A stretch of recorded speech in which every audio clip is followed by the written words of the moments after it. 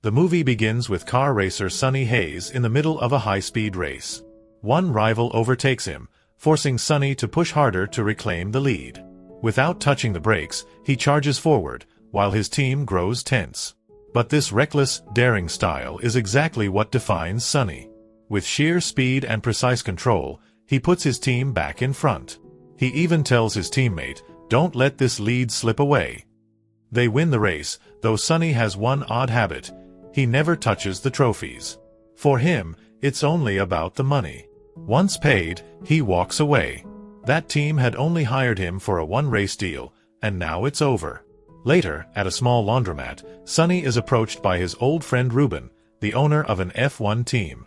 Ruben's team is drowning in $300 million debt, sitting bottom of the standings. If they don't win at least one of the 9 remaining races, the board will shut them down. That's why Ruben seeks Sonny, but Sonny isn't interested. Ruben insists Sonny's experience paired with his rookie could make a great duo. He pleads, then leaves behind plane tickets, hoping Sonny reconsiders. The focus shifts to rookie Joshua Pearce practicing laps. Afterward, Kate, the technical director, asks for feedback, but Joshua offers nothing useful. His manager warns the team might be sold soon, so Joshua must prove himself before his career ends. At that moment, Sonny Hayes arrives. Ruben is thrilled, though the rest of the team is skeptical.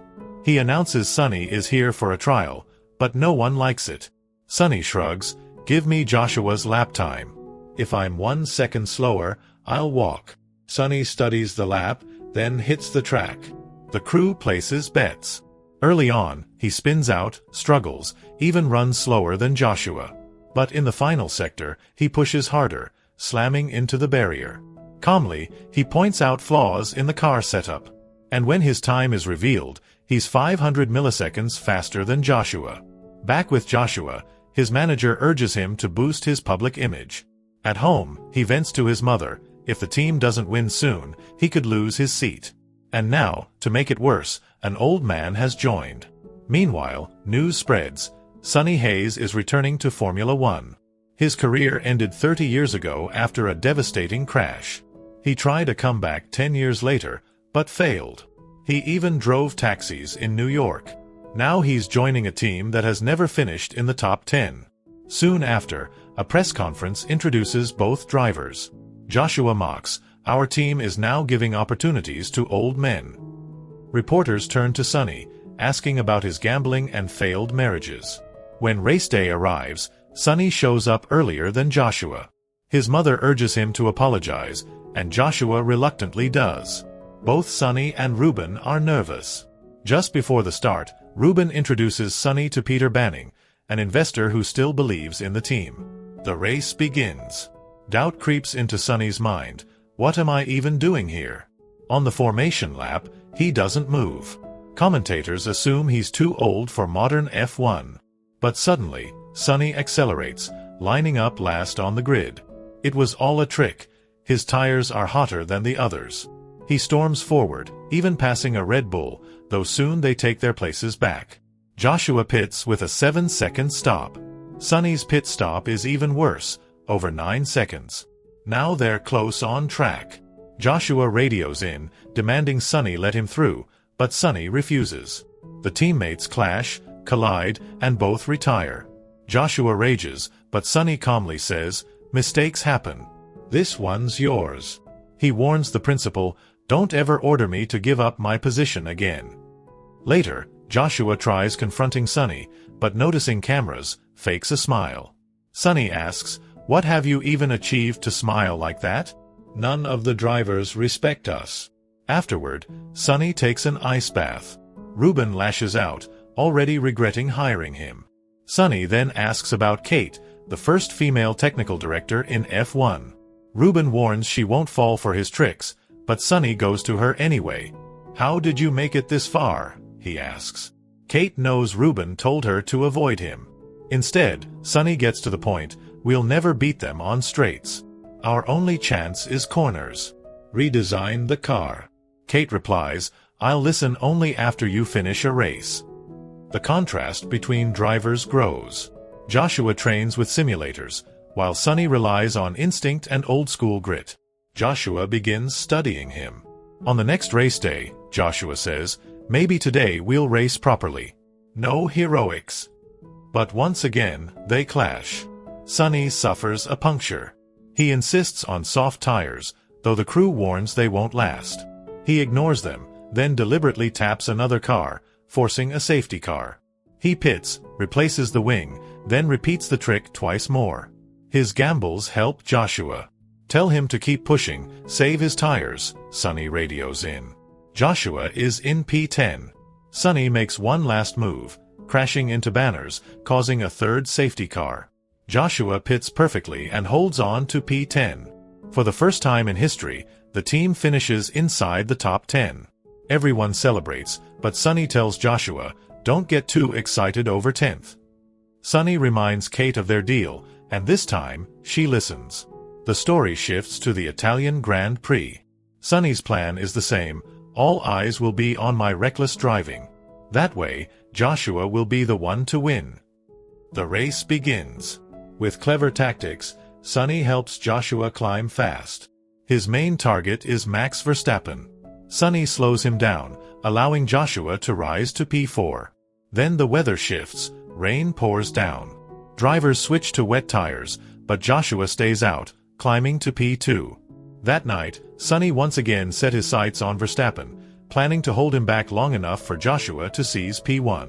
Coming out of the pit stop, Sonny positioned himself in front of Verstappen and deliberately slowed down. But according to the rules, he eventually had to let Verstappen through. Joshua arrived right behind them, and Sonny prepared the perfect moment for him to overtake. He told Joshua, "Wait until the straight. Be patient." But Joshua didn't listen. He rushed into a maneuver far too early, which led to a horrific crash. Sonny immediately stopped his own car, sprinted toward Joshua's burning vehicle, and pulled him out. Joshua was rushed to the hospital, where his mother confronted Sonny with fury. "Why did you push my son to take such a deadly risk? He could have lost his life." She refused to hear any explanation and warned Sonny never to let such a thing happen again. Soon after, Sonny faced the media, where reporters hurled accusations and blamed him for Joshua's accident. Meanwhile, Joshua, watching from home, realized he would be sidelined for at least 3 races. At the same time, Kate began modifying the car. Sonny rallied the crew, preparing them for what he called Plan C. In the next race, he finished P9. Then he climbed to P7. As Sonny kept fighting on the track, Joshua slowly recovered from his injuries. The entire crew worked together, pushing harder than ever. Before long, Sonny crossed the finish line in P5. But instead of being motivated, Joshua grew envious. 3 races later, he finally returned to the team. Before the race, he noticed fans cheering for Sonny, and jealousy consumed him. On the track, Joshua drove aggressively, chasing Sonny recklessly. In a careless maneuver, he rammed into Sonny, knocking him out of the race. Everyone was furious. Even Sonny lost his composure. He snapped at Joshua, "Don't you ever do that again. If you want to destroy your career, go ahead. I've seen thousands of so-called great talents come and go, but never betray Ruben, and never betray this team." Kate witnessed the outburst with a serious look. After that, the team headed to Las Vegas. Sonny and Joshua both received invitations, but it was Kate who had orchestrated it. She said, "We'll all lose our jobs if the 2 of you don't pull off a miracle." Kate decided the number 1 driver would be determined by a poker game. During the game, Kate asked Sonny and Joshua to be honest about their issues. Sonny advised Joshua to stay off social media and put all his focus on racing. Joshua eventually won the poker game and left for a sponsor party. After he left, Sonny tried flirting with Kate. But Kate turned him down, saying she'd never cross that line with a teammate, especially not after Sonny had just lost. At that moment, Sonny revealed his cards and showed he had actually won the game. Later that night, Sonny awoke from a nightmare about his crash. He and Kate went out to the balcony, where he finally opened up about his past. "When I was young, I was lightning fast. I was going to be the next Formula 1 champion. But then one crash changed everything. I lost it all, even my love for racing. Eventually, I started driving again. Any car I could get my hands on, I'd take to the track. And in those moments, I was happy. Sonny grew emotional. Back then, during a race, there were moments when time seemed to slow down. My heartbeat calmed. Everything became crystal clear. Now, I'm chasing that feeling again. I don't know when it will return, but I want to feel it once more. Just then, Ruben appeared.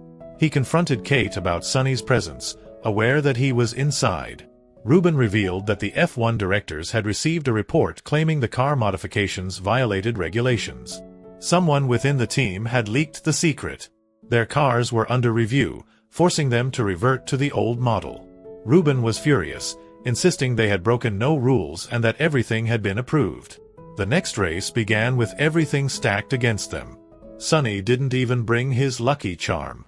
He drove recklessly, ignoring the crew's instructions. His dangerous speed led to a brutal crash. At the hospital, Ruben came to see him and asked, "Why are we even playing this sport?" He then revealed Sonny's medical report. Sonny had suffered a fractured neck, and due to severe head trauma, he risked losing his vision, becoming paralyzed, or even dying. But this report wasn't new, it was from 30 years ago. Meaning, Sonny should never have been racing again in the first place. Ruben finally gave up. "From today, you're no longer part of this team." Joshua overheard the conversation and quietly walked away, throwing himself into relentless training. Meanwhile, an investor named Peter approached Sonny. He revealed the team was on the verge of collapse. But since Sonny's return, buyers had regained interest. Peter made him an offer, "I'll build a new team. It'll be mine, but you'll be the team principal. We'll have a real shot at the championship.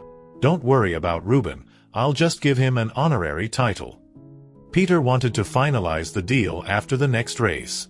He also admitted he was the one who forged documents to bring Ruben down, sabotaging the team so he could take over. The scene then shifted to the final race. Before it began, Joshua confessed to his mother that the earlier crash was actually his fault. Sonny had told him to wait, but he hadn't listened. Joshua also fired his manager, declaring that all the media drama was just noise. What he truly wanted was to focus on racing. Before the race, he led the crew on a jog, a ritual he had picked up from Sonny. Meanwhile, Peter prepared to seize control of the team, and Ruben felt it slipping through his fingers. But that's when Sonny Hayes returned. He carried legal documents stating that neither Ruben nor the team would be liable for his condition. Ruben refused outright, saying, "Forget about that paper." But Sonny wouldn't back down. "Even if it kills me, I will race." Then came good news. Their modified car was reinstated after the forged documents were exposed. Peter was stunned to see Sonny Hayes back on the grid. The final race of the season began. As the laps unfolded, Sonny felt strange sensations in his body, but he ignored them and pushed forward. As always, his role was to slow the leaders so Joshua could grab P1. Without a single tire change, Joshua climbed into the lead. But soon Max Verstappen and Charles Leclerc overtook him, forcing Joshua into the pits for fresh tires. To help him recover, Sonny slowed down a Ferrari exiting the pit lane. Now Joshua and Sonny were in P3 and P4. Since other drivers still had to pit, Joshua reclaimed P1. All he had to do was hold it, but his tires were older. Ferrari and Mercedes kept pushing, eventually forcing Joshua to pit again. Ruben began to lose hope. But then George Russell collided with Sonny. Ruben called it a miracle. The crash triggered a red flag, pausing the race. All cars could be repaired, and most importantly, both Sonny and Joshua got fresh tires. Now they had a real shot at the front. But controversy arose. Had Sonny caused the incident on purpose? After review, the decision favored Sonny. No penalty. The race resumed. Hamilton led in P1, Leclerc in P2, with Joshua and Sonny right behind. Together, Sonny helped Joshua surge past Leclerc. Now only Lewis Hamilton stood in their way. To beat him, one of them had to sacrifice. Sonny chose to do it. He slowed Hamilton, creating an opening for Joshua to take the lead. But Hamilton fought back, passing Sonny and challenging Joshua head-to-head. In the duel, Hamilton and Joshua collided, forcing both out of the race. That left Sonny in P1. At that moment, he finally felt the peace he had long spoken of. He blazed down the track like lightning. Sonny crossed the finish line, fulfilling his dream. The crowd erupted in cheers. Even Joshua, despite everything, felt joy. Ruben secured 3 more years with the team. Peter's plan collapsed completely. Yet despite the victory, Sonny refused to touch the trophy. He simply bid farewell to Kate and walked away. His deal was done, and with it, his chapter came to an end. This movie teaches that true greatness in racing isn't just about speed, but about strategy, resilience, and knowing when to put the team above personal glory. It reminds us that respect is earned not by winning alone, but by how you fight for every moment on and off the track.